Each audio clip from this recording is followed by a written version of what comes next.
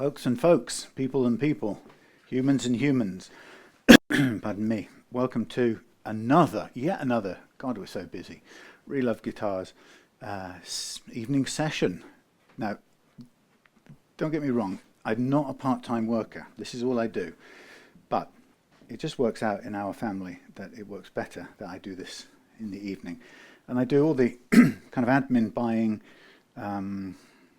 social media stuff in the day, and get a bit of a swing in the hammock if the weather's nice. But, you know, you create your lifestyle the way it suits you if you can, and, well, that's how it suits me better, or suits us better, actually. So here we have this budget-styled guitar, and you can see that it's an offset. It's made by, well, it's got rockers on the headstock there, and you can see it's a bit of a sort of gloopy 1980s CBeebies type title there. Anyway, Martin wants this lefty beastie to play better.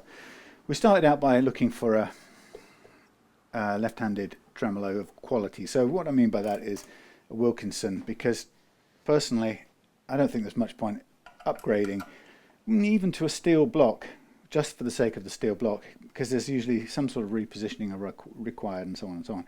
So it's not massively worthwhile unless you also benefit from the push-in arm that you get with Wilkinsons. And for me, that's the single most useful improvement that you get with a Wilkinson budget tremolo.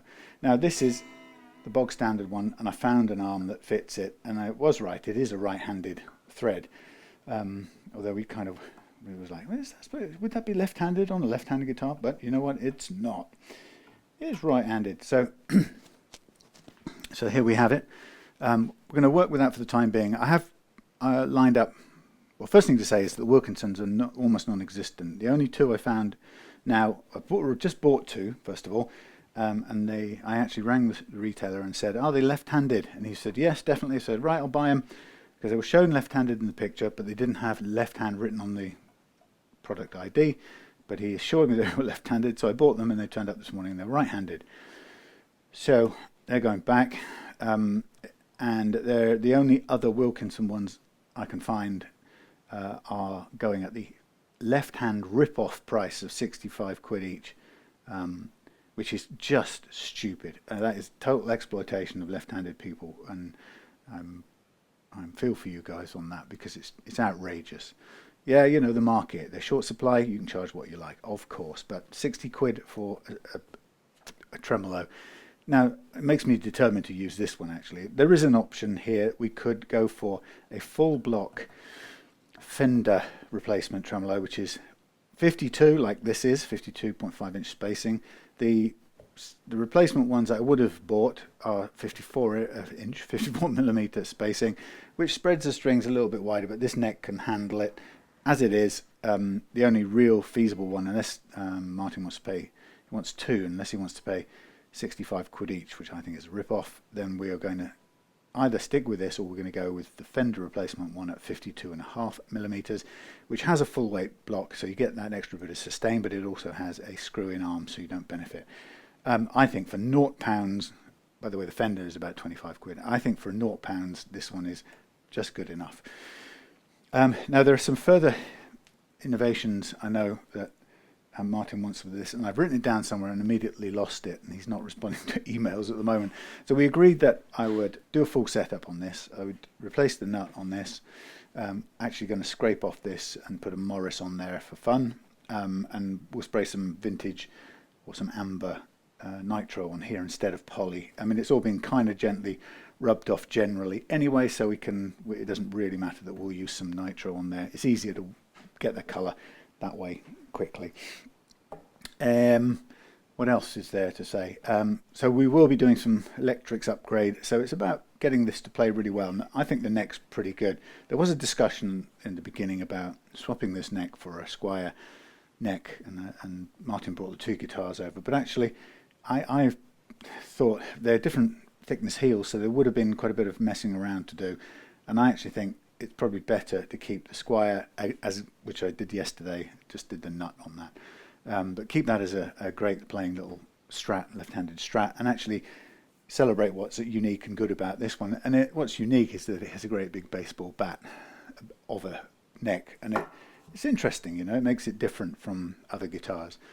I think we plan to change the pickguard. I was going to make it's a custom one, so I'd need to buy a bigger sheet and make a copy. That's going to have to come down the line a bit. Also, whether we replace that at the same time, and later on another day we're going to look at changing the electrics and pickups.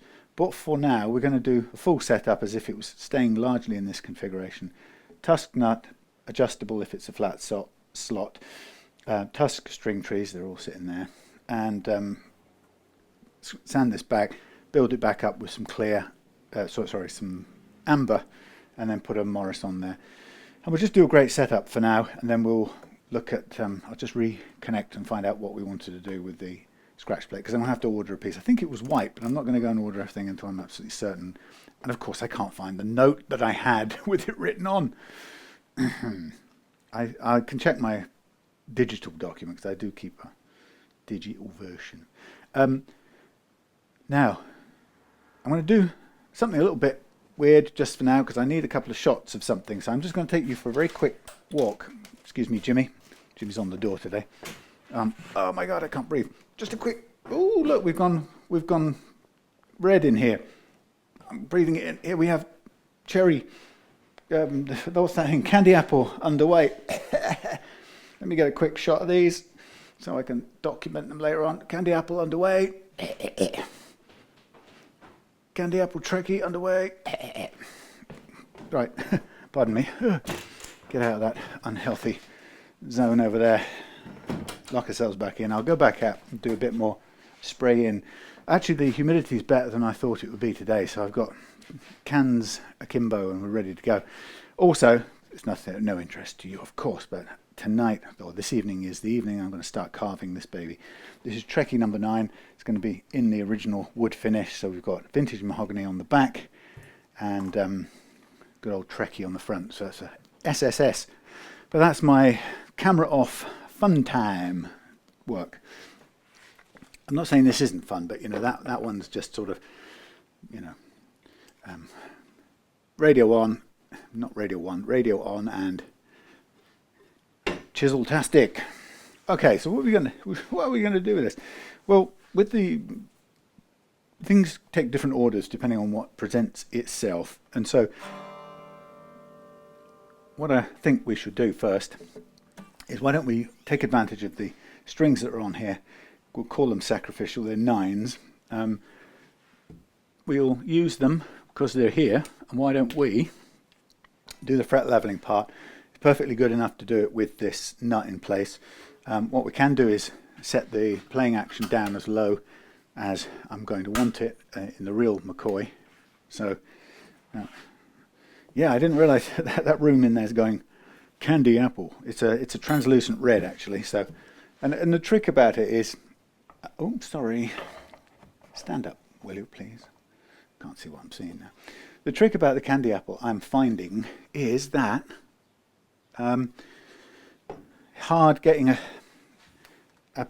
consistent level of red. So I'm going to, on the next layers, I'm going to pull back a bit, and it's wasteful, but I'm going to try and sprinkle it more than the thicker spray that I did in the first couple of coats. Okay, these are high, so I'm going to take these down to where we would ideally want. Yeah, so yeah, candy apple's quite a first time I've done it, so I'm enjoying the process. So you know, if you had a gun, a spray gun, rather than the cans feels, you know, there's this thing about if you want to, like I say, if you want to even out the coat, you need to kind of back off, but if you back off, you waste more finish. Let me just do something a minute. Yeah, you waste more finish, so it's a challenging thing which way you do it. And of course, if you were spraying it from whatever coat you were using, if you were spraying from a gun, you could probably afford to waste a bit more. Whereas with a tin, it's kind of expensive, and you've got a limited amount, and you'll run out at some point. Okay, well, we'll just have this flat down to begin with. That's all I wanted to do. So I'm aiming for a 1.25-ish last fret, high E, and a crossover to about 1.5 on the who's ringing me? About 1.5 on the low E on the other side. So first thing I'm going to do is just visually stick them where I think they should go. What I'll do a bit later on is I'll take this bridge off and give all the bits a clean, because it's at the moment they're a bit grubby from age old.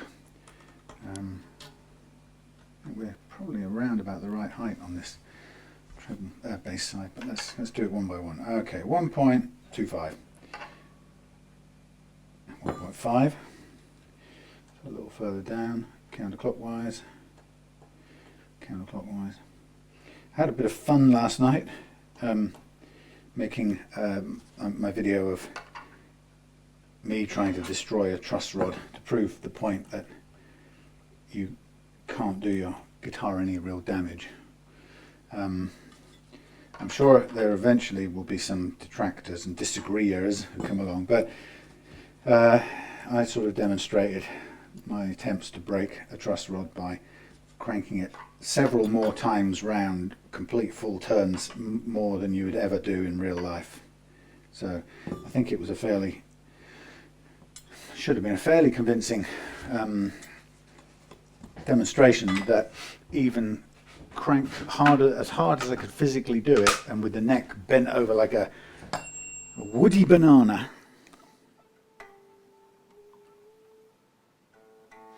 it didn't damage anything.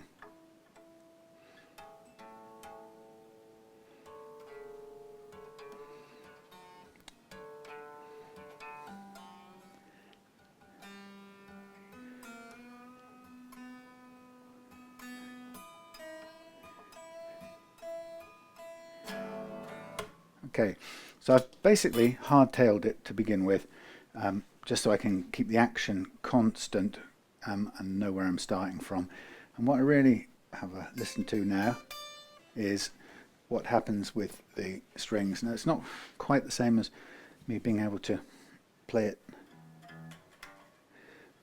right-handed. What I didn't look at, by the way, and I'll just check, is the relief in this neck, which is absolutely none. So this isn't going to help if we got no relief whatsoever. And I had just told myself the first thing I was going to do was to check the relief, so that we weren't working on a lost cause. Now this looks to be a bigger key, larger size key than I have currently got. But I don't think it's as large as this. This is a 5, but that's not a 5, surely. No. This is where it's so far down in that hole that I can't really see very well what's what. And we've got a string tree right in the way as well, which doesn't help the business along. Maybe it is a 4. No, it's not. We got an interesting one here. Wouldn't you know? We've got some sort of metric thing going on. No, imperial thing. So that occasionally happens. So what I think I'm going to do,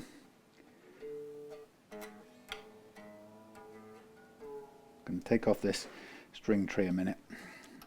It's not particularly needed right this second, but just going to relieve the forces on it, and then we'll take it off because I can't reach the whole adjustment. Now, of course, I should have said that when you're working with a sort of slightly unknown budget Chinese, from, well, wherever, who knows where it's made, guitar, the first thing you do want to do is check that the truss rod is adjustable.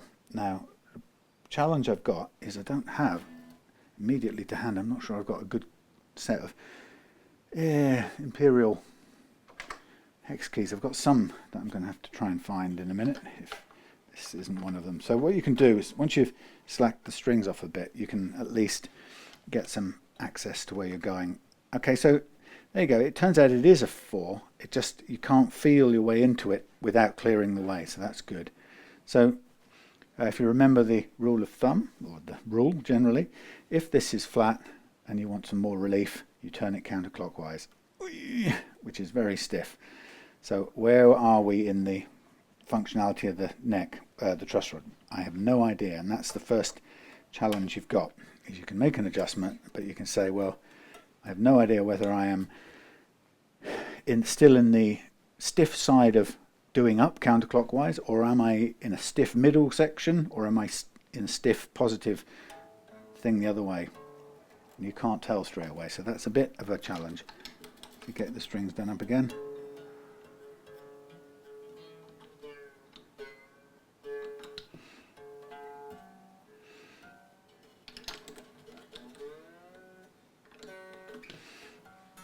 I'll do it for now. So we've made a turn in the untightening direction.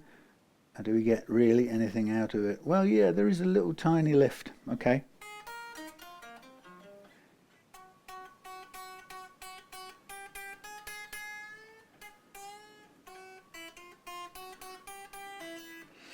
There is a lift, but you know what? Probably not quite yet enough. So let's see if we can readjust it again this time without moving everything. Yep, we can. Right, a bit more crank that way. And the struggle to get the hex key out again, which doesn't really do much for the machining of the sides of the key. So if you can't get it out in one go, try pushing it a bit further. You'll probably do it if you tap this with some sort of thing, but it's not going to be going in the right direction. It'll probably bend something. Right, a little bit more counterclockwise adjustment. Okay, now we've got a little bit more, a tiny bit more. Okay, so now at this point we're sort of convinced that it's doing something.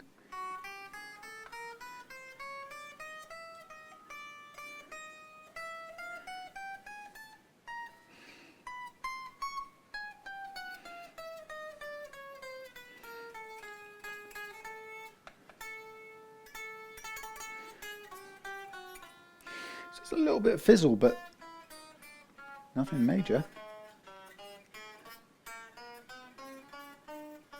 Fizzle. Fizzle.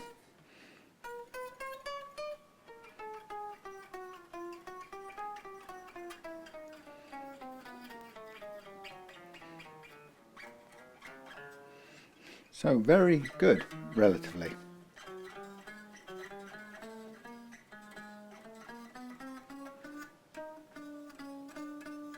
Couple of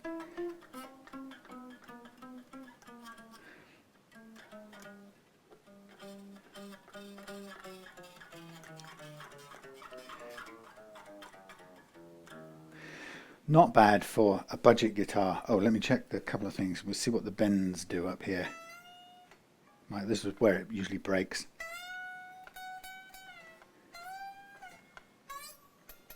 Ah, huh. Okay, so we're bending the B, no, not the B, what's that thing? Oh lordy, that's a D, that's a C, no, that's a C, C sharp. So we're bending the C sharp on fret number 9, and it's choking out on 10th fret in the G track. So high E, bending on 9, so I'm just going to write this down. High E, 9, bend up, choking, fret 9, choking, let me say fret 9, just check it. Yeah, we're choking out on 10 on the G track. Choking 10 on the G track. Right, now so there we know that while the frets are fairly playable straight off with that low action, where the uneven frets show up is, well, partly there's some fret slap,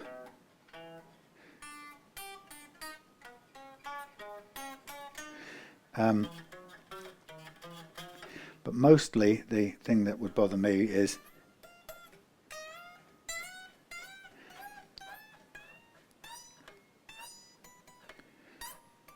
choke outs. So we need to get those playing. So we got 12, 13, 14, 15, 16, 17, 18, bending to 19 as well. Now the only reason, and 18 to 19, the only reason I make a note of these is so that when I'm leveling I can show you what this does, or what the method I use does, which is pretty amazing for leveling out. chokes and things. So it's good to keep a record, and then I can know that I'm making some difference myself.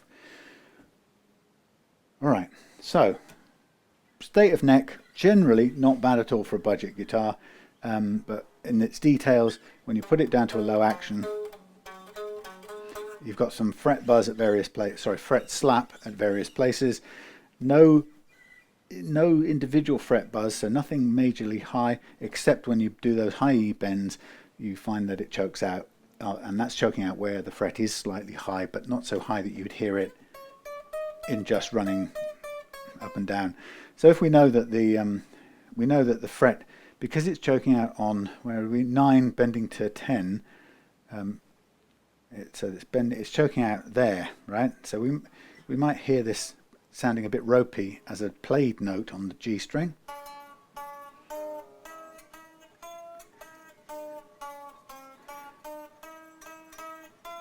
So I'm not hearing anything particularly bad, but it is a bit fret slappy.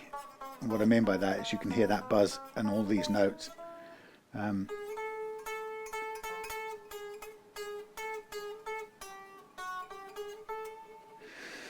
So it's high enough to cause a choke out on the high string bends, and we want to get rid of that, because as a guitar player, or lead guitar player particularly, you'd want to be able to bend without choking the notes out. And that's often what the fret leveling that I do has to achieve, which is to get rid of the choke outs on big bends for a nice low action. I'm just checking my camera is working, because yesterday it switched itself off for no good reason. Okay, so the next sound we're going to do is I'm going to, with the strings still on, or I could slack them a bit to make the job easier, and then we'll tune them up again. We're just going to paint all of the strings with marker pen, so we're ready to do the fret leveling. And this just makes it easier to pull the strings off to one side. It also increases the likelihood of them breaking if they're old. These look pretty new actually, but there we go, a bit easier now to do this. So I'm going to mark all of these off. So this is the sort of precision setup part of things. I could change the nut over now. We can see which I want to do. If we do the nut now, then we end up kind of with it done and out of the way, or we could just get straight onto the fret leveling, because the nut, in a sense, other than being bone, possibly, I'm not sure if it's left-handed even, but let's see if it will come out easily. If it comes out easily, we maybe will consider taking it out now. So what do I want? I want a screwdriver, a small screwdriver, and my deadly hammer. Now, what I'm going to do, as always, is I'm going to tap my nut. If you sometimes if you haven't got a start point on the nut, you can, there you go, that's broken it, but that's fine by me.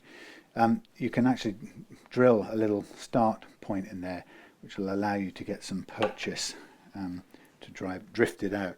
Okay, so now this is it's decided to break, so it tells me it's probably glued pretty well down here.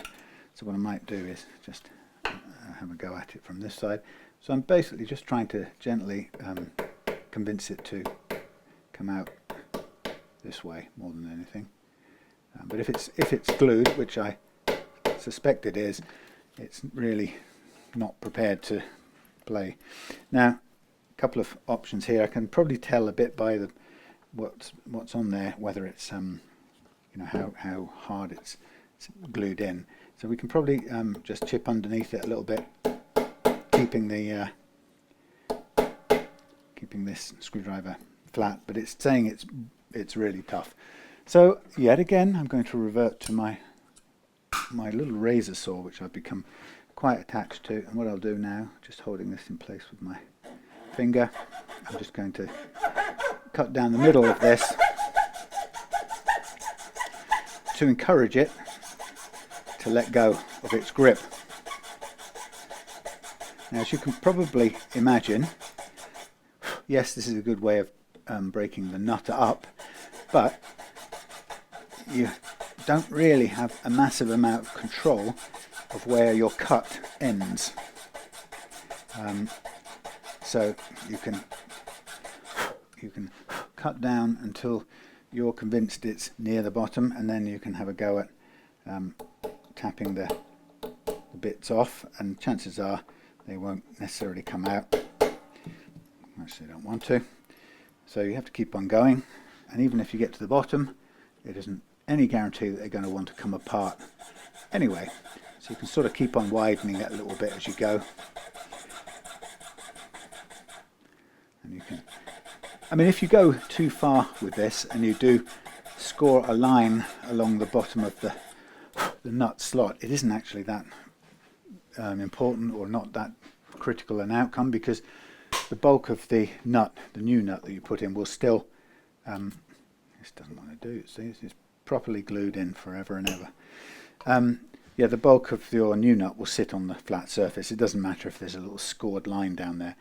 But as you can see, this has absolutely no intention of coming out without kind of treating it a little bit roughly, which I don't want to do too much. Because you've got to remember, this is a delicate bit of wood, and if you do bash it around too much, it can sometimes give up the ghost and come flying out. So this is well glued in place. You can see it's picked up some wood from the bottom. Yeah, so now we've got a situation where I can get another tool out for fun. Let's get our diamond coated Dremel thing. This has done it, but it's such a thin blade that such a thin blade that it hasn't created a gap really to fold the sides in. So I shall give it a go. Thank you. Give it a go with the Dremel, and we'll just create a slightly bigger gap. Now, yet again, this is an important point where, if we're not careful, we can overcut. So we have to really watch out for that. So it's a case of, well, guesswork really, and judgment. That's all there is to it. There's no guides you can really use. Come on. Would you please tighten up and do up? Thank you. Okay, so now I'm going to handheld this.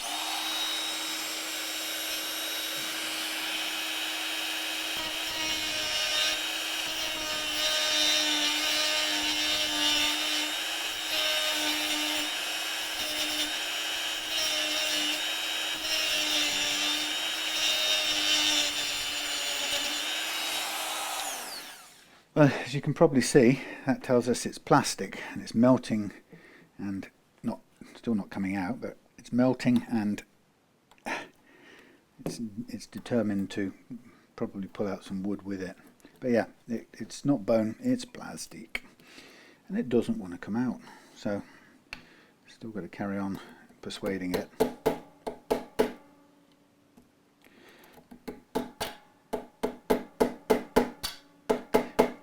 Trying to cut upwards, but this thing has no desire to come apart. It's quite incredible. Because it's plastic here, it's just trying to bounce off. So the reality is, now, if you were to pull on this upwards, it'll take a big chunk of the rosewood out. And now people at this point go, well, you should score it. And I have to remind people that I have quote-unquote scored down the edges of it a billion times. It's probably not even the edge that's the problem. It's almost certainly the bottom, if you excuse the expression. So it's more than likely the bottom that is holding it in place. So I can do as much of that as I want, but it still doesn't want to come out. So the challenges of old nuts. But eventually you get to a point where you may have to accept that it's going to break something as it comes out. In this case, not. That's not too bad. But you can see, well glued in all the way along the nut. No desire to leave its cozy little home. Now the next thing you want to do is to try to clean up what you've got as a slot. And this little slot file, nut slot file, is It's actually quite difficult to use, but it's not a bad little tool to use once in a while to try and keep the pressure on the center as much as possible, and then you hopefully will get something of a flat bottom slot. Take me home tonight, oh, down beside the river. Anyway, so now what we've got, as before, thank you for throwing that on the ground, we have a left-handed nut, and this, if we just put it in for starters, just to check its height, and we'll take a reading of how high the strings are, and then we'll, the action is at the first fret, and then we'll just look at what we need to do to adjust the nut. Now we could start off by treating it as if it's going to be a fixed nut, so we're just going to let it press down. Now this one slightly needs a little bit of a push this way, so there's a tiny bit of overhang on the treble side, which we'll have to take care of a bit later on. So this isn't bothered about tuning right now, I'm just bothered about getting it on and examining what the clearance is. I'm going to take a quick look on either side to get an idea. Now of course if I make this into an adjustable one where there's no reason why we shouldn't, then materials, we make it adjustable, then we want to go down so far that the strings sit at its lowest point on the first fret, so we would have quite a bit to take away. So let's look at what we've got as an action above the first fret. Okay, we've got at least 0.7. I'm going to have to rewrite these because they are definitely wearing out. 3, 4. I don't know why I've done that one upside down. This one's what? 0.25, 0.25, 0.30, 0.40, 0.20. So this one 1. I think it's 1.0. I could probably check it with my little thingamajig. 10, 0.10, and 0.15. Okay, just have to do that every once in a while. Okay, so I was convinced that's over 7.7, sorry, over 0.70. So we might be even looking as high as 1 there. Oh yeah, we are. So we could go 1, let's go 130 and see if that's where we're at.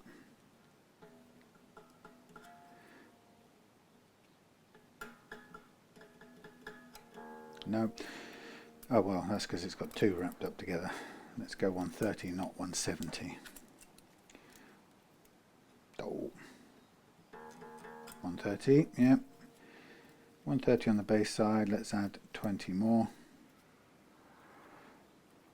130, 120, that's 150. Ouch.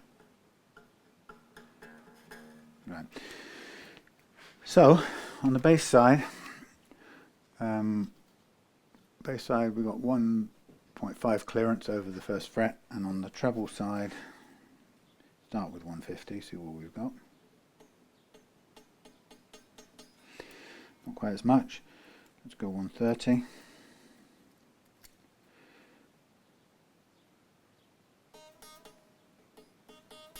It's going on 130.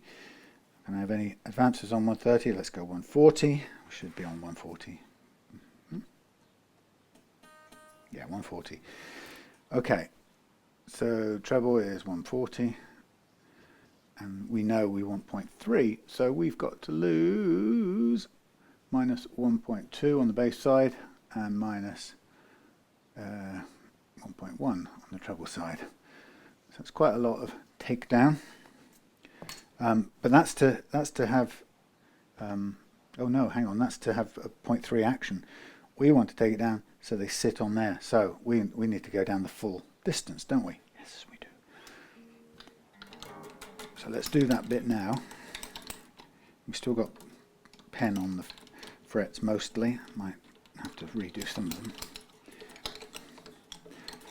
So it's always good to get the nut part done, certainly when you've got your old strings on, because you can sort of stress them out by using them instead of new ones. Okay, so it's a curved nut, which is kind of an interesting thing. So you have to think about the whole thing as flat. So you think of the bottom part, imagine it all filled in. That's what we're going to do, and we're going to treat it as a solid thing. So we're going to I'm going to measure at the end of the nut.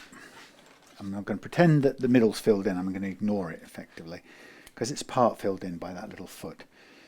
So I'm going to take a measurement from each end. So I know I'm 150 and 140 I've got to remove. And so the measurement in there is 373.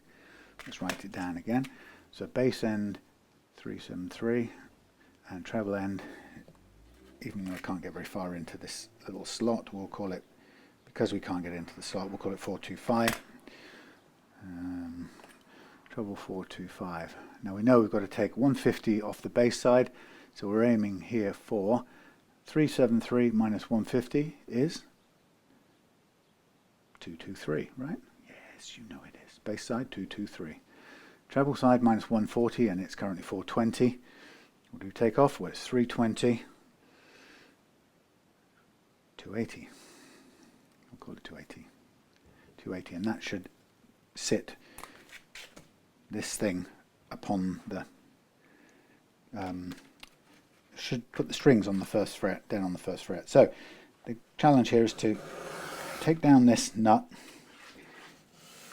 with the sort of equal pressure in the middle. Now I think with this we'll pretty quickly find ourselves with a flat nut with no foot in the middle. But so what will happen is you'll get some flattening at the ends as the foot comes down, then eventually all of this will be flat and we'll just work with this little insert on its own. So just to make sure we're not going along too fast, we do the base side. We were aiming for 223, we're on 333, so we've got at least a millimetre to go, which is fine. So again, trying to keep the pressure in the middle for an even reduction. We may find it difficult at this point to stop it leaning one way or another, and we have to wait till we get the whole base of the nut flat, and then we'll sort of address that bit separately. So on the base side again, we're dealing with 320 and we want 223. So we've still got a way to go. Now I can see it leaning a little bit, so I'm going to try and pull it back in the direction of the vertical and try as much as possible to rock it from side to side, and only put pressure on when I'm convinced I've got it down. Okay, so again, not really going down much at this point in time. 324, and we're aiming for 223. So let's see what it's doing on this side. We were aiming for 280, we're on 355. So I'm going to put a bit more pressure on the base side as we try and cut it. Now any second now we're going to be dealing with a flat bottomed nut. So we've, in a sense, we've taken away the footed business, so it's now no longer, because it's sitting in a flat slot, that's absolutely fine. So we're now flat, it's quite right angled, which is good. Bass is 302, so we're getting there. The treble is now, get in please, treble is now 350, so we're sort of heading in the right direction. Let's take a little bit more now on the rough stuff. Have a look at the lean, that's good. Let's check. So it's all a bit mucky for this point in time, but we'll get there, and then we'll do a little bit of drilling. So 296, good, we're heading towards where we want to be. Yes, it wouldn't be nice to have some sort of special machine, or even a belt sander of some small dimensions. 286, so we're 6.6 away on the base side, and 330, we're point,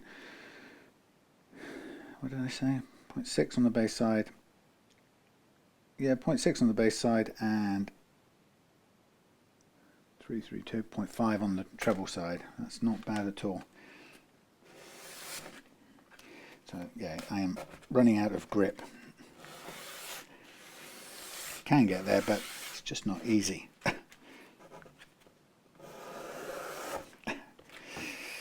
Right, I think I'm going to replace this with the smaller ones. Use those. See what I can do. Okay, so the great thing about taking these down and making an adjustable nut is that, of course, I can afford to go a little bit under anyway, because the whole thing about it is I can bring this design so I can wind the nut upwards if I need to. So, like I say, I can afford to be just slightly under, so you don't have to be too panicked about getting it exact, which of course you do when you are dealing with a fixed nut and not an adjustable one. So it's got to be perfect. Right, so as you can see, I'm struggling to hold this little thing. Now, as you may have seen on all my videos, as soon as you get into adjustable nuts, they start to become very small. It's sort of the nature of the game. See if I can take it down with this a bit. Yeah. Yeah, there's not much to hold on to, and that's fine because they work perfectly well as nuts. But see, I'm struggling to grip this. But they are hard to hold and move about. So when you finally get close to where you want to be, it's a cause for celebration. So we're aiming at 223, and we are currently at 26, and we're aiming at, can't even hold it properly, we're aiming at 280, and we're on 312. So we're about the same amount to come off each side. So just really a case of working it down now as best we can move it from side to side. And that's pretty slow process, whichever way you manage to do it.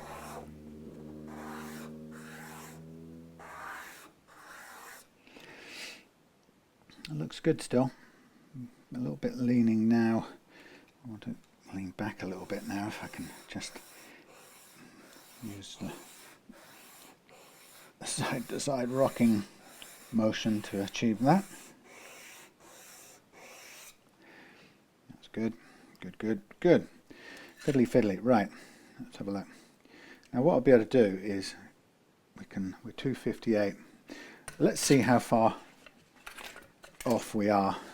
So what we can do now is put the nut back in, and as I say, I'm hoping to see the strings.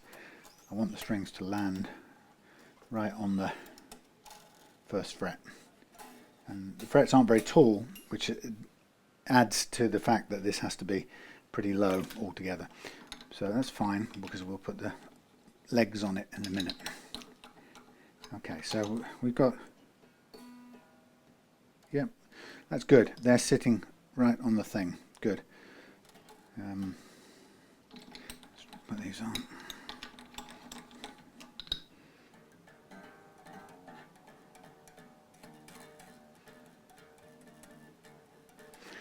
Yep, we're on the mark. So my calculations weren't quite right, but they were good enough. So we're going to remove this now,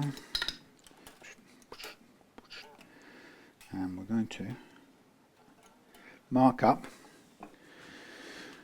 a start point for drilling a hole, which is going to be there.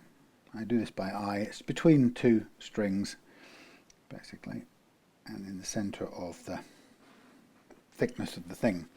And then what I tend to do is to get a drill, and using a very sharp thing, I tend to carefully, I think I've got the right, yeah, I've got the right one in the, I've been doing so many of these recently.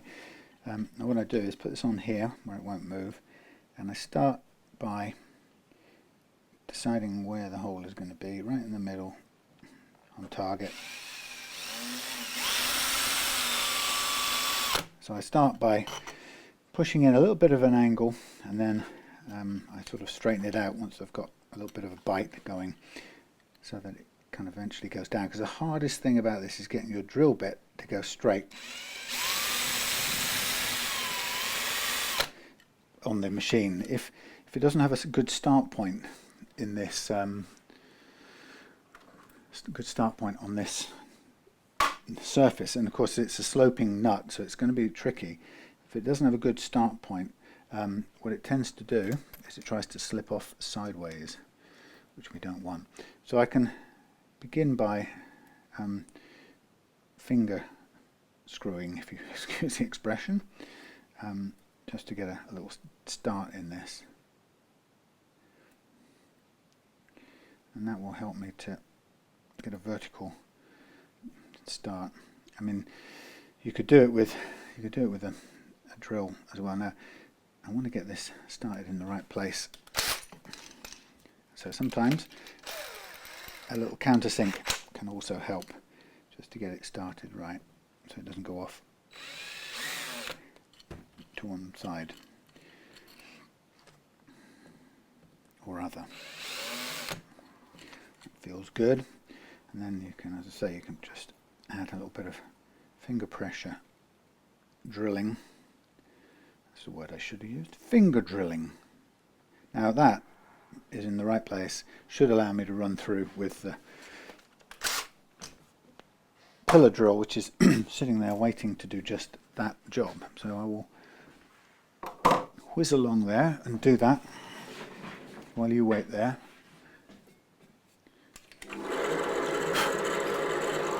Stay put. You wait there, but you can hear it as if you were right here.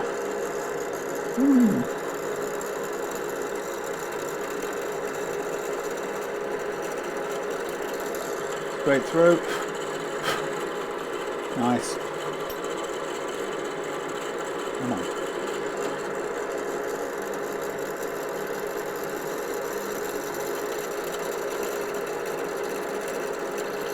Thank you. Straight through. Bring my adjustable department of adjustable nuts. So all this depends on, or relies on, cutting a thread in the nut that the grub screw will go into, and it's all very cool to do. I've got these already set up because I know what size they are. In the end, you can really work with whatever size you think your Tusq nut will bear, but and I sort of come to a place where I know what this will take, and typically work without breaking. Now that doesn't guarantee it won't break, but normally it doesn't. It does on bone. Bone doesn't like this sort of thing. If you try and do this on bone, it'll usually, you can sometimes get it, but quite often it will just snap as you go through with this thing that's called a tap thing, isn't it? Right, there's the first one done, and I notice I'm going through from the bottom, which is the square edge, if you like, compared to the sloping edge, so I'm giving it the best chance to get a thread in there that's going to be good all the way through. You can see Jimmy looking in the corner of the mirror at me. You approve of this, Jimmy? You would have been in tune a lot more if I'd done this for you. Seriously. No offence. I know it made your unique and inimitable style, and you were a genius who's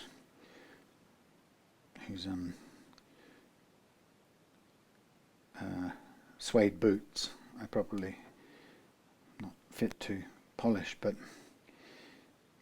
you were out of tune an awful lot of the time. I wish I'd had a chance to go back in my time machine and just said, look man, I'm sure it will sound even better than your already awesome self if you just can stay in tune a bit longer during each performance.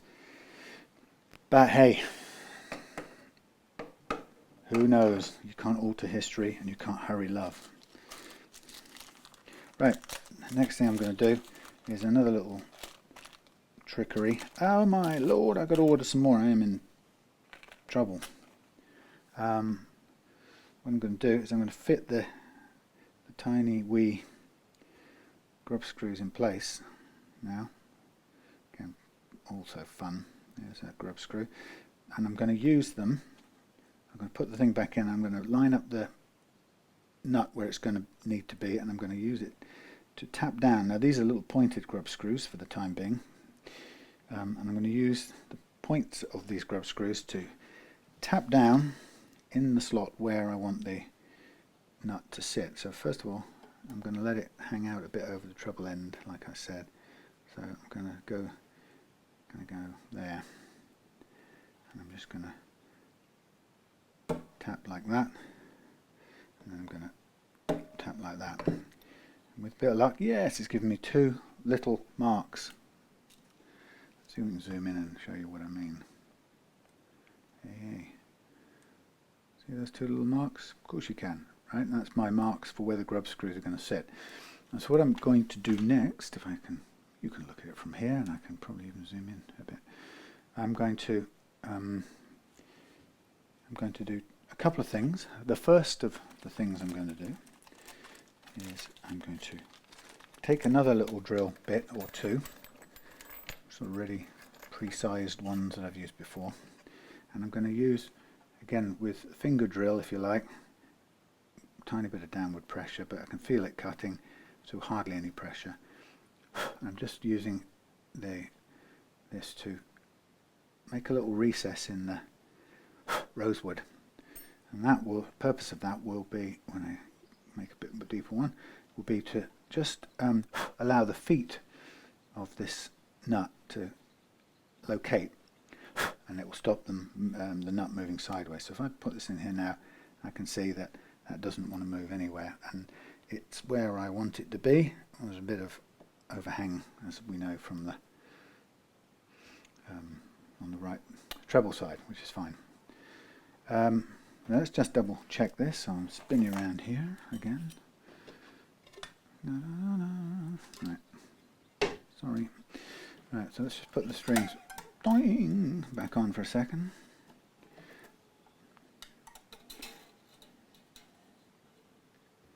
Okie dokie. Right.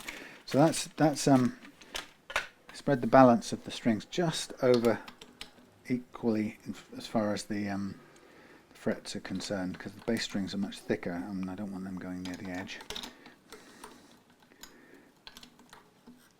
Okay, so let's just tighten these up a bit. Now, so what I can do is I can take my little key, and now we want to bring up the nut until it sits at the height that we want. Okay, so that would be how it works, and then it won't go anywhere, but we will, in fact I'll Dremel the end off with a small drum sander thing. In fact that one will do, and then we'll sand it back and tidy it at the end, but for now, can't imagine how I would have lived without a Dremel in the bad old days. Come on, you. It needs a bit of lubrication or something in here because it doesn't want to let go.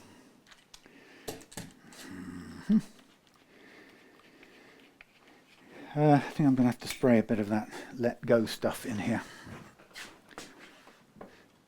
Sometimes known as WD-40, but in this case it's called fast release.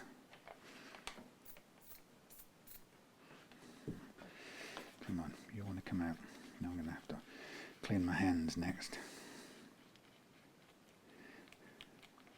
Thank you. That is really sticky, stuck, in other words.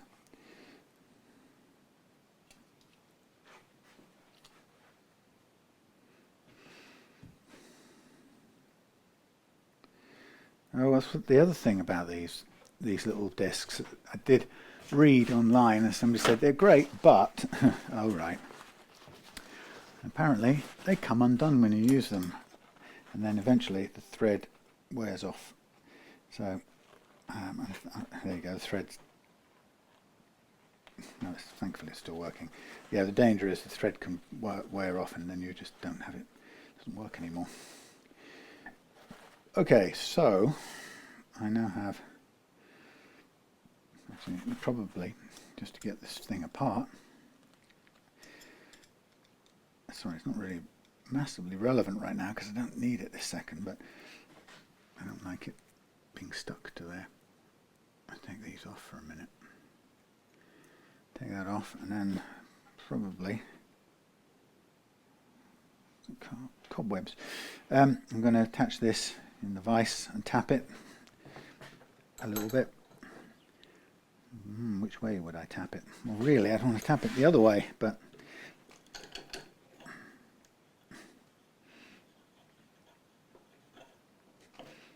come on, my friends. You had some quick release stuff. You got what you need. Sorry. Wow, that's really tight.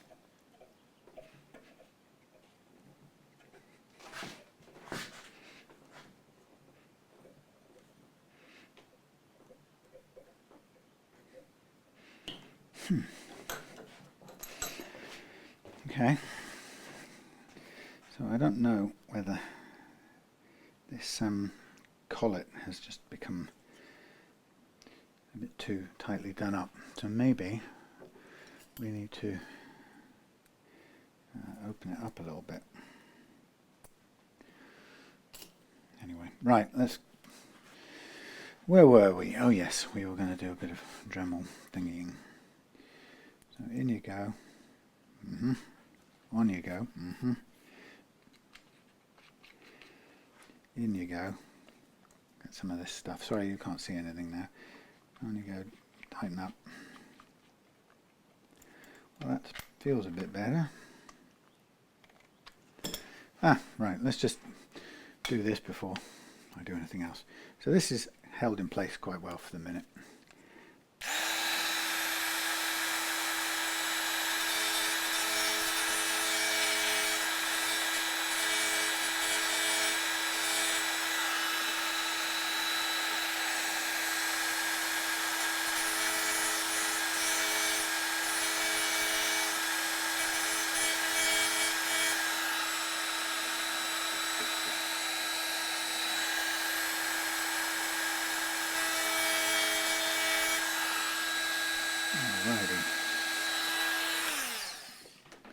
Right, and we'll tidy up the sharp edge of that later.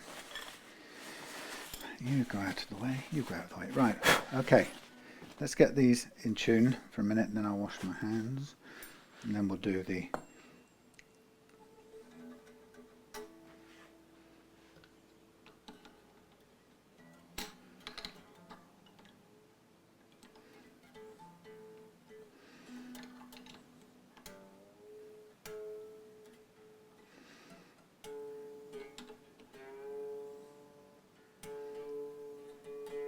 close.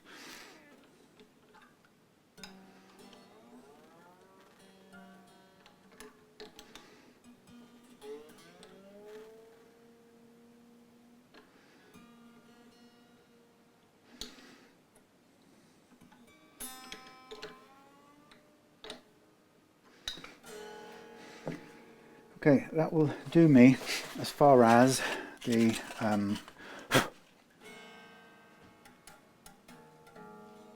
might need to come up a little bit on the base action here.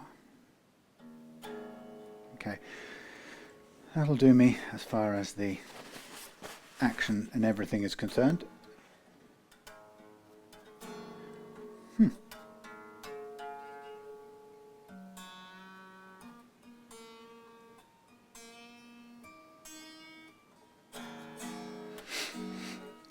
Okay, so now it's time to level the frets using my magnetized, that's not the important point, but my using my extra special fret leveling system. Chuck away a bit of rubbish. here we have it, and it's a pretty straightforward matter. Now, just remember, how do I know that it's working? Well, I know that it's working because I get to hear an improvement, particularly in the areas that we know that there's a problem. So those high E bends is what I'm really looking to sort out. So I'm going to get stuck into this. Right, I don't know what the view is now. It's probably terrible. Can we go back to a standard view? Yeah, right. Let's just do the fret leveling with that view. So the aim is to... Hello, crazy bikers. What are they doing in here? There's hundreds of them. They've come to kill me. Ah, naughty boys. I don't know why they're in here. This is private property.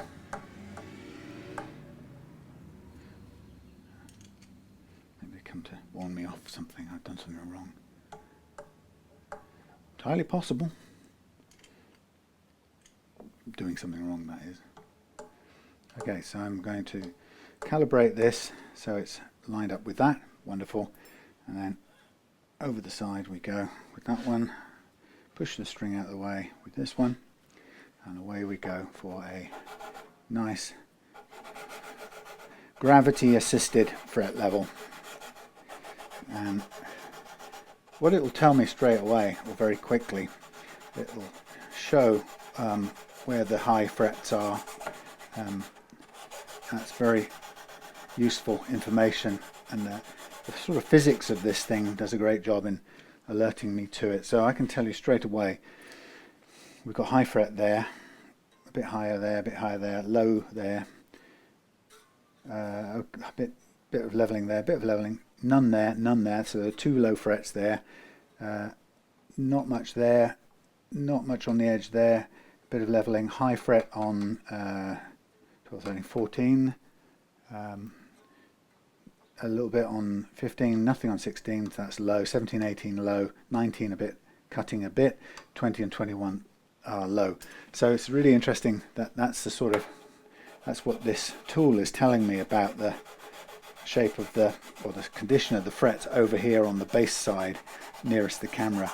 So I'm just going to do a little bit more, and then I'll stop.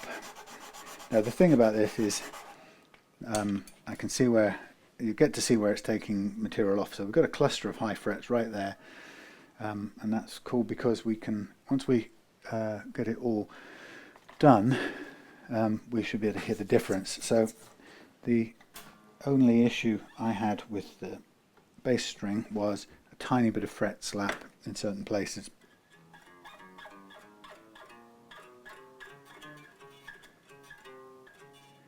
Tiny bit there, tiny bit there. Not bad at all compared to what it was. So I'm just going to take this off, and I'm going to do a tiny bit more of this patch here, because that's about the only place it's telling me there's still a little bit. So I'm not really aiming to push down with this much. I'm just letting the gravity, or as much as possible, and the shape of the beam kind of stay constant if I can, and level out whatever needs leveling out. Okay, I think I'll stop there for that track. I'll use the same calibration for the next track. I'll just move that out of the way like that, and then I'll recalibrate after that. There go the bikes. More. I've got some sort of shortcut through here, or they just like coming through here.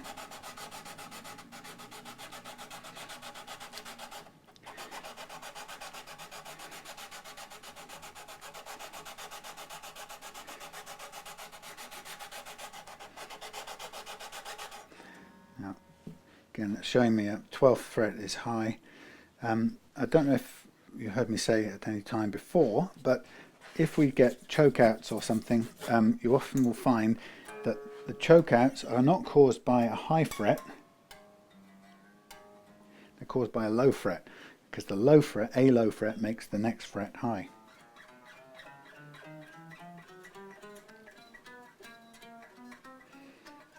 That's not bad. I'm going to stop there for a minute. Now I'm going to recalibrate the bar for this the D track, and so on and so on. And that's all there is to it. I'll just check it first. Actually, that's a little bit now curved, so we'll go a tiny bit backwards. I think what I'll do once I've leveled these frets, I'm going to take a cup of tea break and go and spray another light dusting coat of candy apple red. Well, it's not, you don't spray the candy apple, it's trans red on top of a gold sparkle. So we've already got the gold on, so it's the trans red part of things now. And of course, it's an interesting challenge because JT, who I'm doing it for, likes as light a finish as possible. However, by definition, the candy apple red is, not only is it usually a gloss finish, but it's usually well, it has to be built up with at least 4 layers. So you've got a primer, then you've got a gold coat, no fret slap, brilliant. Ooh. Yeah, so you have a primer coat, then you've got gold, then you've got red, and then on top of that you've got clear, and we're going for a very thin coat of clear satin on top for the final coat. However, you can't do a thin coat of red because it won't look red, it'll only look blushingly pink over your gold. It'll look more gold than anything else. So it's a challenge to do it, and all I can really do is keep the final coat as thin as possible, but by definition, you know, the candy apple is inherently a built up finish. Okay, so here's the G track. Now this is the one we had a problem with, and if you remember, the E was choking out going across from 9 up into 10, and we've clearly got a high spot around this middle, around this 12th fret anyway, but we were choking out bending. So now the test of this is, can we bend the E across into the G track now from 10. Now it's playing in the G track, you hear that? It's struggling in the B because we haven't done the B yet, but it's quite happy in the G.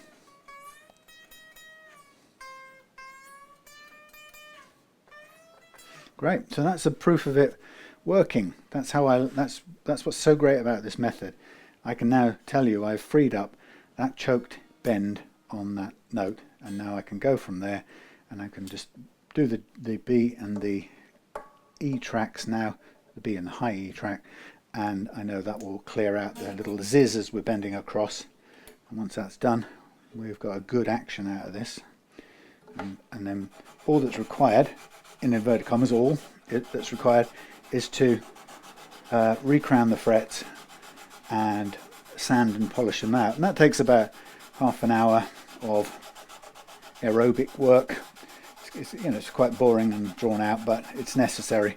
And to do that, I mask off the fingerboard and just usually turn the camera off and just get on with it and listen to the radio, which I think I'll do because it's about the only time in the setup that I get to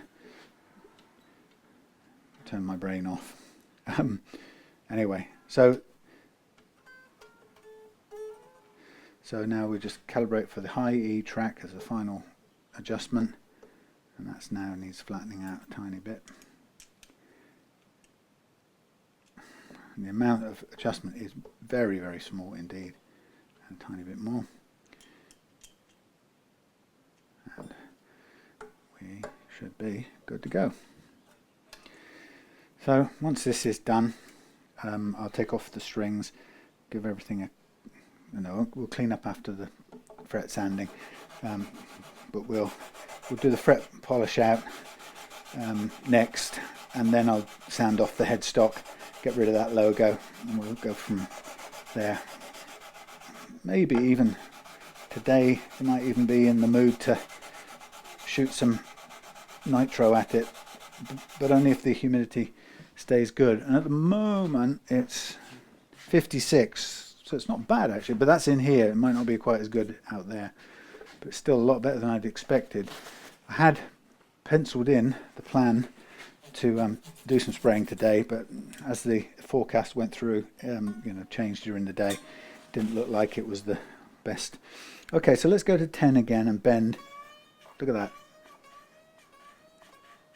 And then 18 up to 19, 12, 13, 14, 15, 16, 17, 18.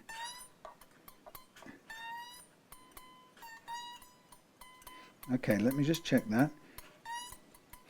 That's choking out right there on the G track on the second to last dot. That's fret 20. So I'm going to go back to G and I'm going to just calibrate this again. Right. So just watch a little bit of adjustment here. Calibrate again. We might find that this needs, yep, as we imagined, a bit more bend needed there. Back to a bit more bend.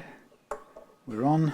Now I'm going to, what you'll see that as I do this G track, where I know there's still a remaining slight problem, what I'm going to do is I'm going to just press down a little bit more in this part of what I call the G track, and I want to clear up that last little bending choke on that high E.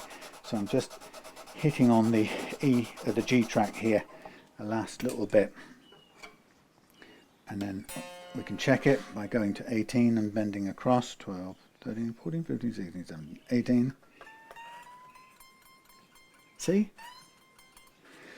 That's it, we freed it up. That's how good this system is. This method, I should say. Really love it. So that's the frets leveled and playing at the low action that I've set it at. So now it will give me great pleasure to remove all the old strings, and I'll just take them off and then cut them. We'll get the tuners off too to get this sanded back. And there's one little thing before I go into fret polishing. Well, I'll show you the crowning part, but then we'll go to fret polishing off camera. Now what I'm doing is I'm in danger of flipping the nut right off. There you go. I tell you what was likely to happen. Okay, so what I'm going to do with this before I replace this at all, what I don't really want to do is to dig the points of the grub screws into the wood too much. I like to spread the load of the nut, or load of the strings if you like, onto flatter feet. So this is a good way of doing it. I'm just going to sand these back flat. Oops, run out of room. Sand them back flat, and then they will spread the load a little bit. And you can kind of go as far flat as you want, but it just does a little better job than pressing a point down into the recess that we've made, because that just digs it a little bit deeper. Okay, so I'm happy with that. Let's just place this back here. What I'll just do is I'll make sure, I'll sort of guess, I'll assess whether this holds it in place. So I'll just put the screw through a little bit. If it doesn't, then I'll just kind of create a slightly bigger crater for them to sit in, but that's pretty good. Look, that doesn't move anywhere. So while I'm at it now, I'm going to round off this edge, top edge I should say, of the nut, and the front face a little bit rounded off. It's not doing anything to the slot or anything like that, so it's all good. And I will do a little rounding off there. So that will soften that up. Okay, that will be good. I'm going to put that to one side because we're going to get rid of now all these strings. Not where you can see much, but we'll be zooming out any second now.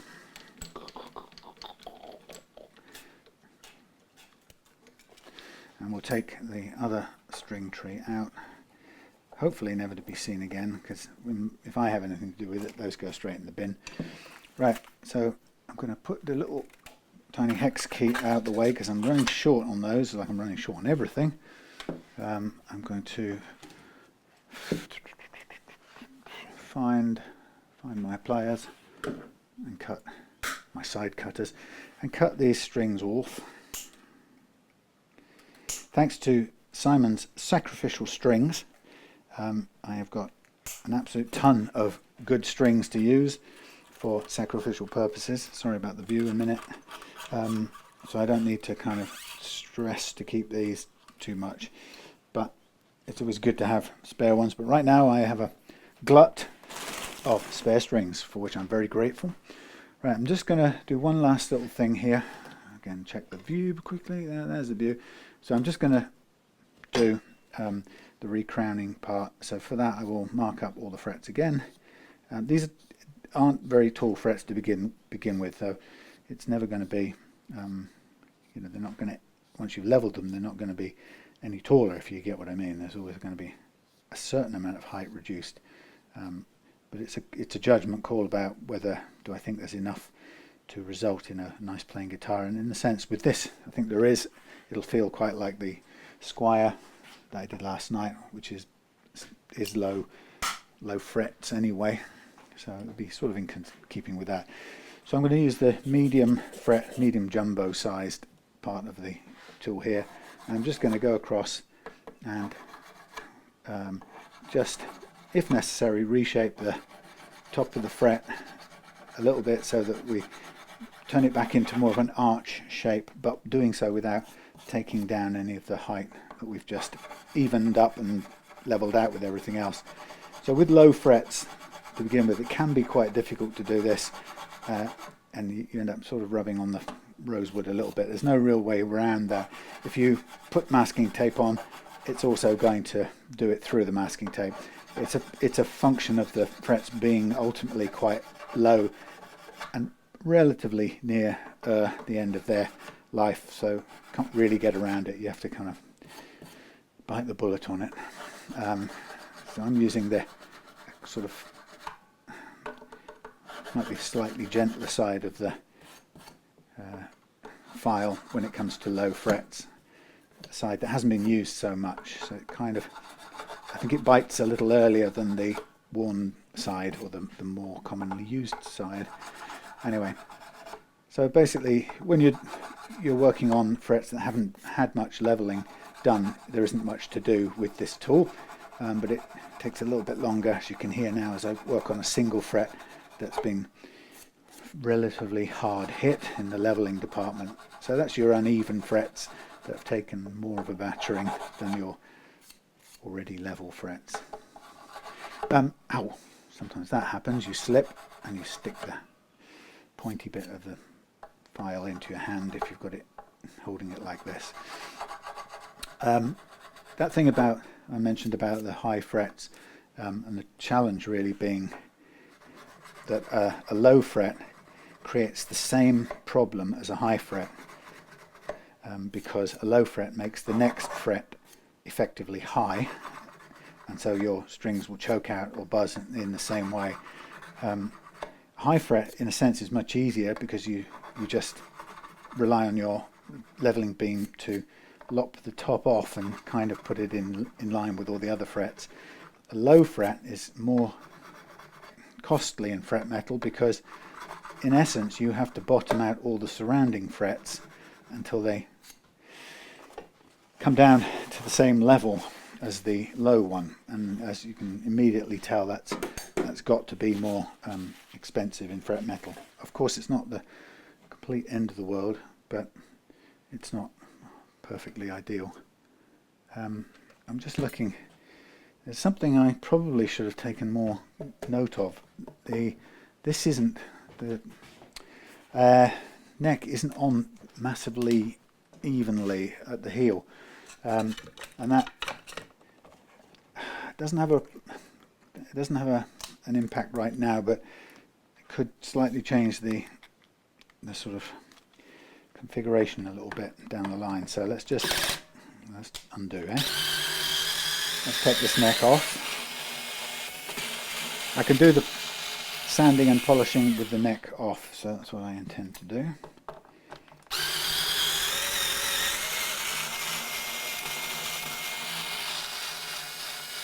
This has already been kind of rough sanded back.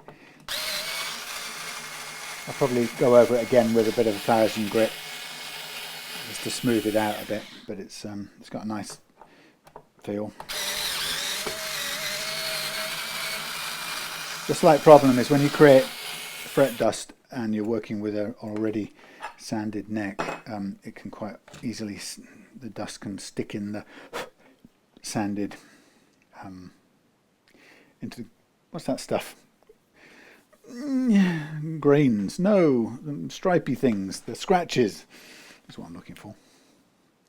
Okay, so now I'm going to remove the, these little red, stupid little red labels are doing absolutely nothing for this. It's supposed to be some sort of fab technology idea of, for keeping your screwdriver bits in, but I just don't find it works very well at all. You put it on there. If you just pushed it, it would be great, but you sort of, you have to push it and then it jumps out, and sometimes it springs out, and nah. So out come the tuner screws. And I'm going to get some 80 grit sandpaper and give the front of this a good kick in and take the logo off. And after that, put a Maurice on, spray over, or I should say I'll spray over first and then put a Maurice onto the nitro. Right, haven't checked the camera view recently, but let's put these over here in a line that they came off in. Ooh, the gunge, the gunge. Right, and then of course within that we've also got to pop out these little devices. What do they call these? Ferrules. And they either come out easily, no, or they don't. In which case you have to sort of push and help them.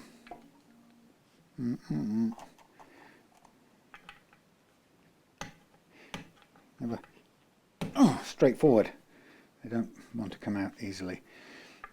Sometimes I tap them out with a block, but sort of got to be really careful. I seem to have lost my metal block. Maybe it's around here somewhere. Why would it be around here? Because I've seen it around here. Have you? Maybe. Why would it be around there anyway? I can't see it. That was a shame because it was a useful little piece. You'd think it would be somewhere in all this mess, but it doesn't appear to be. Right, well, we've got this that will do, possibly nearly as well. Really, I'm just tapping on the side of the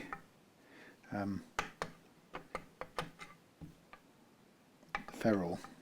That's what I'm trying to do.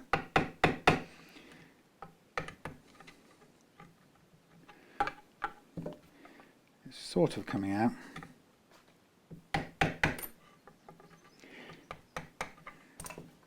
Hooray.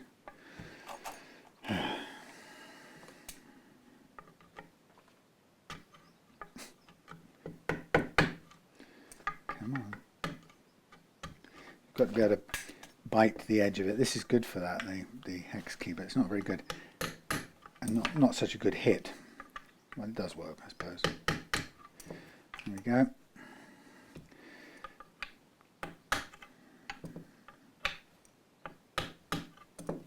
That's better. I should have stuck with the hex key in the first place. Right. So we've done the recrowning, and the next thing is the polish, sand and polish out, which should be straightforward, and I'll need to clean up the table 4. Come on, out you come. Thank you. Right, ready to be, I'll hang it here, that's ready to be done. Ready to be polished, ready to be scraped off and refinished. So I'm just going to clean those holes up a bit. Right, now as I said, as you'd probably figure out, the adjustable nut does of course put pressure downwards onto the rosewood of the fingerboard of the nut slot, of course, right?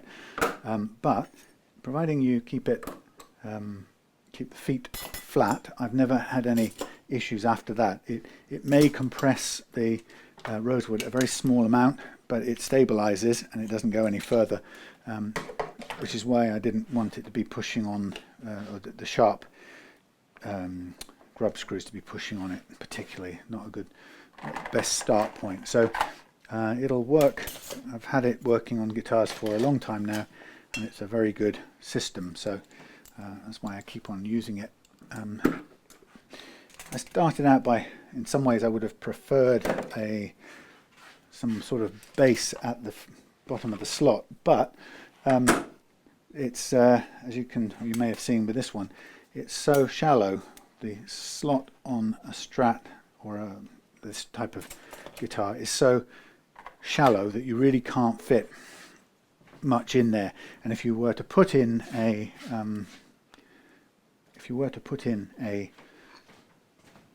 bass piece, the nut would be falling up out over the top of the slot, because that's barely 2 millimeters deep, that slot. So it just doesn't work with that. Okay, so I'm just clearing up before I go into my sanding mode. All right, so I'll see you a little bit later on. Where have my... That's annoying. So where's my... There they are. Hiding away. I've got to order some more of these, or else I'm going to be caught with my pants down. All right, see you in a minute. Okay, welcome back to this guitar. I've been doing another one in between, so I'm jumping from guitar to guitar, but here we have Martin's Lefty offset thingy, which I find is a great beastie. I like it a lot. Now currently it's got this Pacifica tremolo I put in it, which is a lefty tremolo. Oh god, I'm going to sneeze. Now I can't remember. Hold on, sorry, I'm going to sneeze. I beg your pardon. Sorry about that. Couldn't stop myself. Right, so this is the last stage of this guitar. It's all frets leveled, polished out. Just a little bit of a clean up here. There's going to be probably a replacement pick guard at some time in the not too distant future, along with replacement pickups and so on and so forth. So we'll decide that at a later date. But in the first instance, we're stopping at the setup part of the deal. And I think it's a good move, because when you get to this stage, you get a chance to decide whether you're happy with living with the guitar. If you like it, the way it plays, then you invest a bit more into it, because right now it's still a fairly unknown quantity, and I think getting the good setup on it is the right way to go, and then making the decision about investing more money into it. I have a feeling this will play well. Originally we were going to replace or fit a higher quality Wilkinson tuner, until I hit the blank wall and found there were none anywhere to be had. So that kind of put an end to that. I'm just going to clean off this a little bit more here. Yeah, couldn't find any, so that was the end of that game.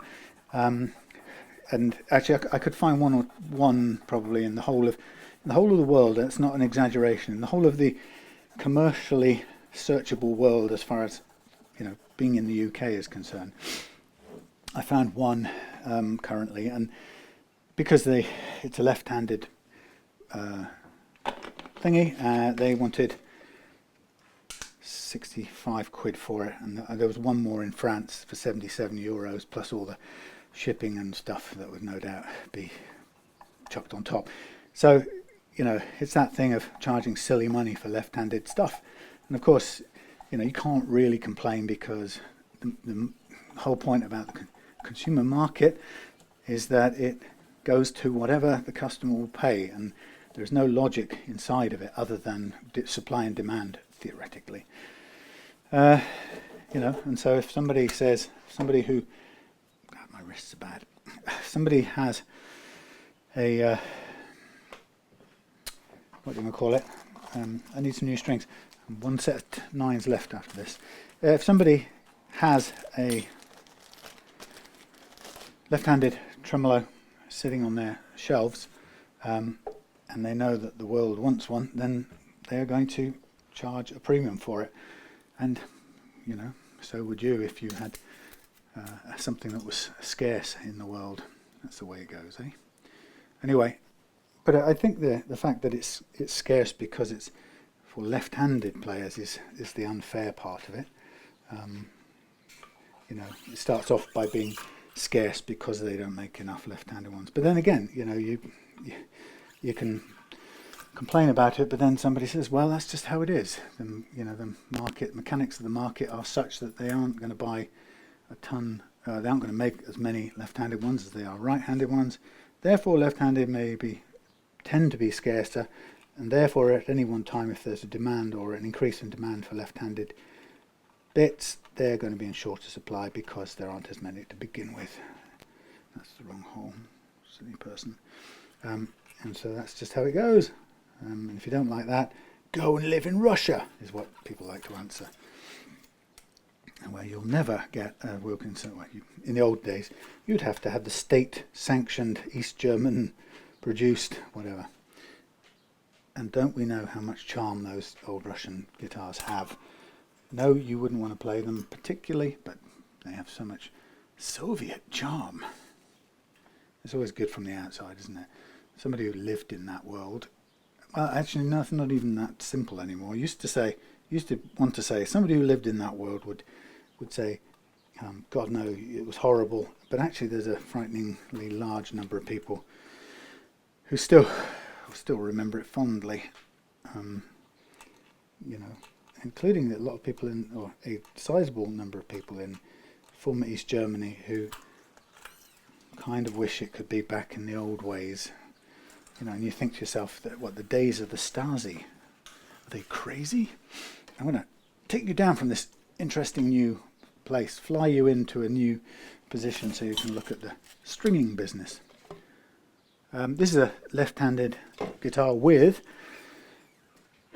split post tuners. So my routine is you go 2 past the tuner and snip. 2 past the tuner you're aiming for, fold it back. Go the right way, Sam. You're left-handed now. Come on. Dope. Let's just start it turning and I'll work it out in a minute. So we're going this way. Right. Oh, well, I've lost my nut. What have I done with the nut?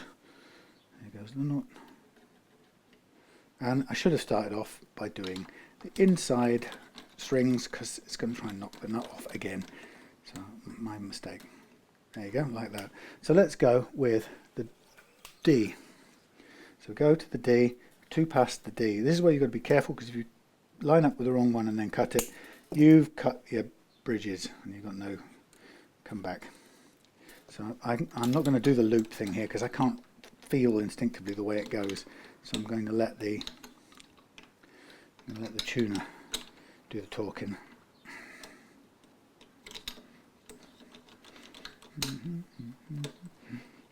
Right, I'm putting this one on and the G in a second, mainly to hold the nut where it should be, like there. So I won't have to worry about it. So we did a sort of quick refinish job on this. It wasn't terribly serious. It's not sanded to perfection or anything. It's just to kind of make it look better than saying rockers that it said before. And it's all on the back. It's been scuffed up and sort of lightly, still crudely sanded. So I've left it sort of in keeping with that. So it looks part of a part, or all of a muchness or something. And this is hard to do left-handed, right-handed. This is on the front of this. This is that stuff that's called nitro cellulose. Okay, let's do the G. Up to the G, 2 posts past the G. Snip.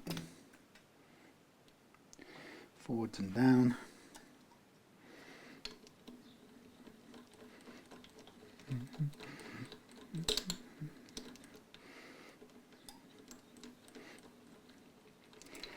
Okay, so we're nearly there on this one.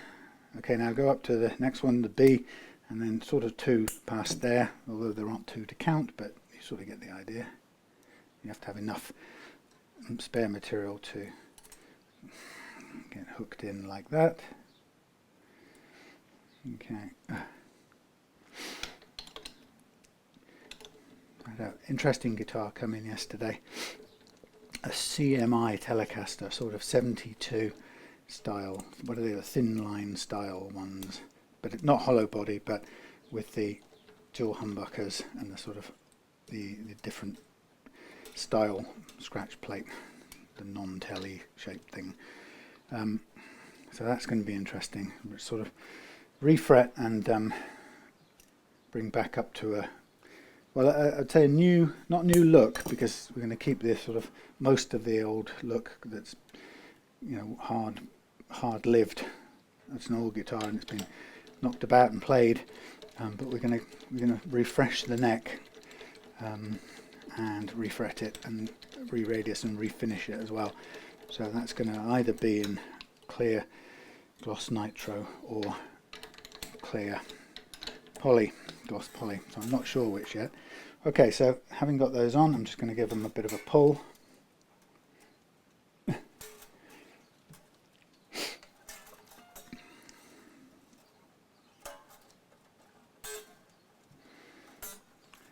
Loosen everything up as much as possible, and we'll go for a tune.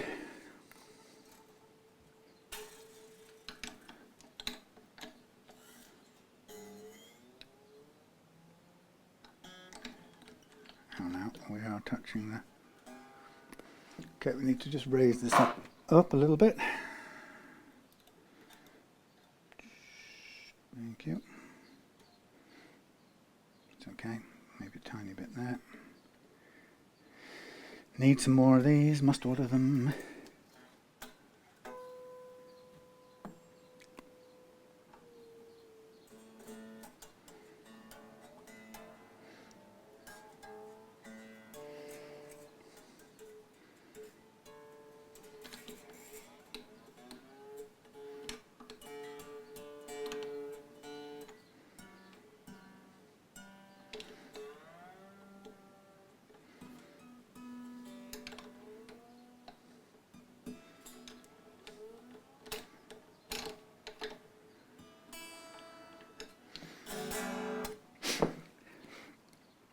Okay, so this currently is set, I set this to down only, well, not down only, sorry, I dialed it in to do the action setup on this. So to get this where we want it to, as a down only tremolo, which is what Martin wants for the time being.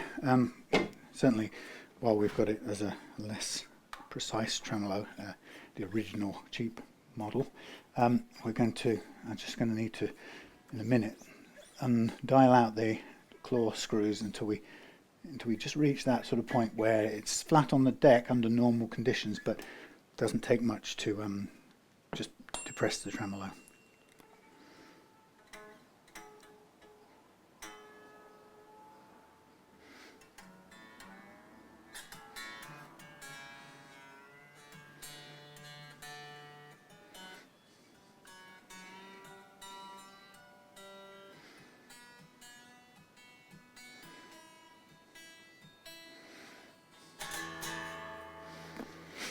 Okay, so I'm going to use the temporary that thing, whatever it's called, the Yamaha Pacifica tremolo, which I'll keep because it's a useful one. It's a lefty one. Is it a lefty one? No, it's a right-handed one, I think. Okay, so now I'm going to find the correct screwdriver, and we're going to just dial out the claw. Dial the claw. Where's it gone? Can't find it. That will do. Right, so you can't see this, but I'm going to undo the. Ow, my wrist is hurting. I'm going to undo it, back it off until it starts to rise up, and then I'm going to pull it back in a bit, so that most of the time it is on the deck.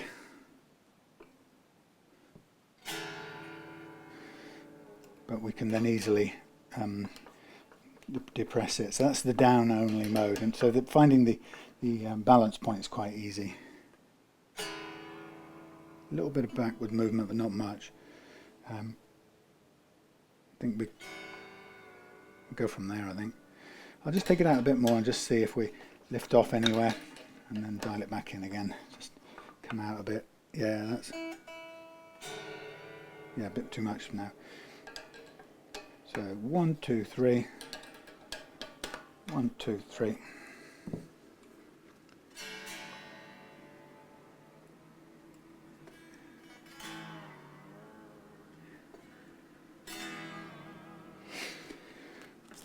Mighty good. I'm going to take that out because Martin's got an arm for it. A tiny bit of palm detuning, but hardly any. I mean, you'd really have to press it hard. Okay, so the only thing that really remains to do here is a little bit more stretching, and then a check of the intonation and adjust if necessary. End of a long and trying evening. It's only trying because the damned preamp saga goes on, but that's not the end of the world. I did solve the problem of where to put the preamp and the battery, which was quite a neat solution.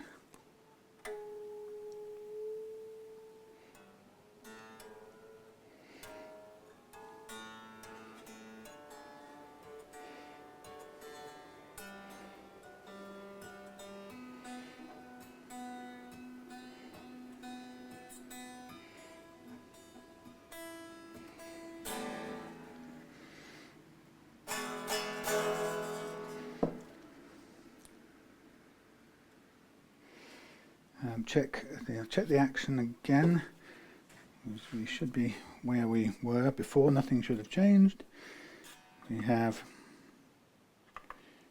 Oh, actually, it has. It's a little higher than I had intended. So we'll take it down with this device here.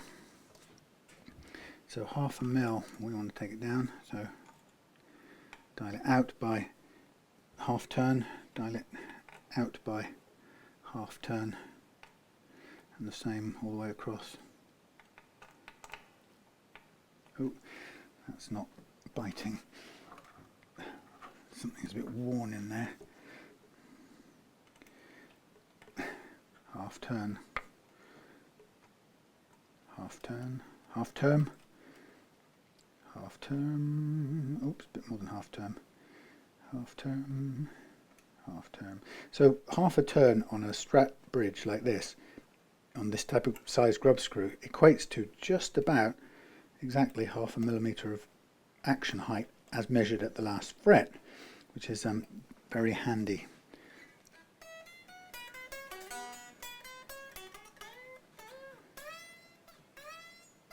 Oh, it might be a fraction too low at this side.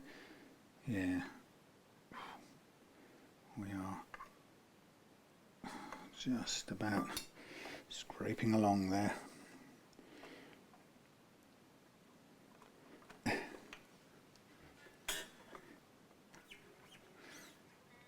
Give everything a final tug or two, and then we'll do the intonation.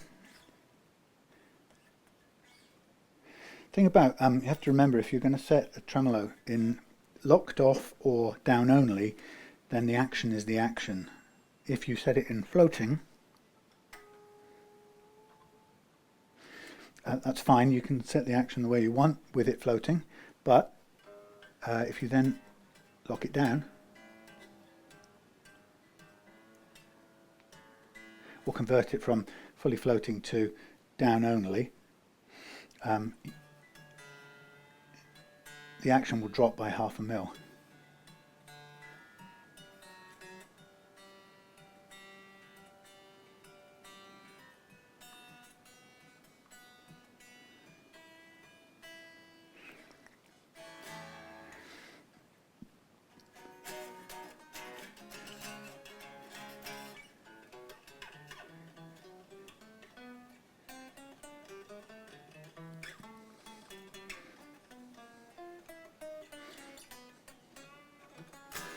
Right, time for the intonation. I should be right because I think we did it, checked it before on the last setup, or the setup part of it, but double check now to make absolutely sure. And here we are. Now, the only good thing about doing a left-handed intonation is that the jack exits the top, so I don't have to worry about it hitting the table.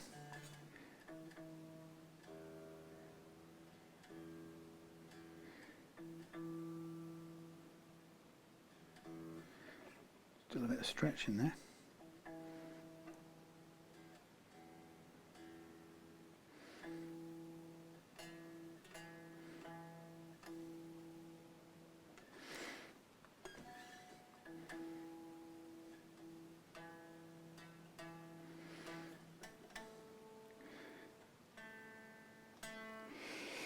That one looks too short, so I'm going to bring the E back because it doesn't. The low E back, it needs to be longer. You can see it visually; it doesn't look far enough back, so that's good.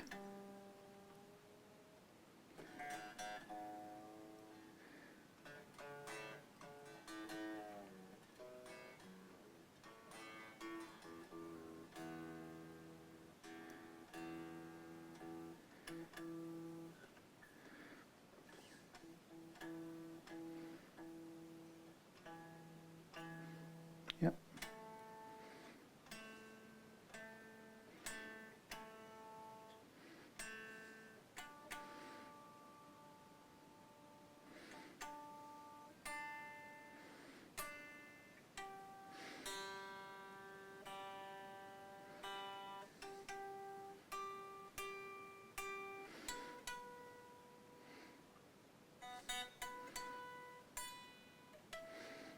Keep going to the wrong side of the headstock.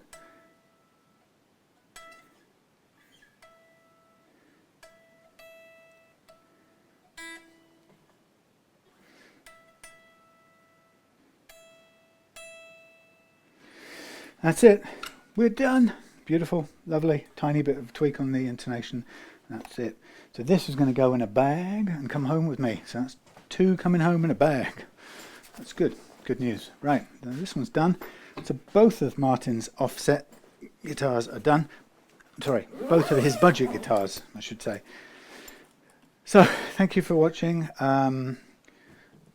We will need to bring this, I'm in danger of always forgetting this. With every adjustable nut, there exists an adjustable nut hex key. It's a little tiny one, and it goes attached to the scratch plate of the guitar in question. Otherwise, you won't adjust the nut. I forget. Now that's that. What else do I need to bring home today? I need to bring home a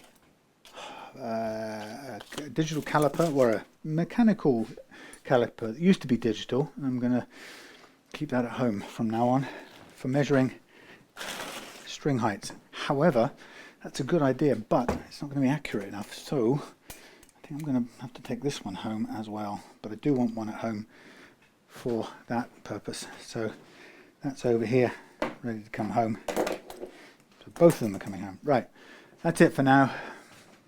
Thanks for watching. See you in the next one.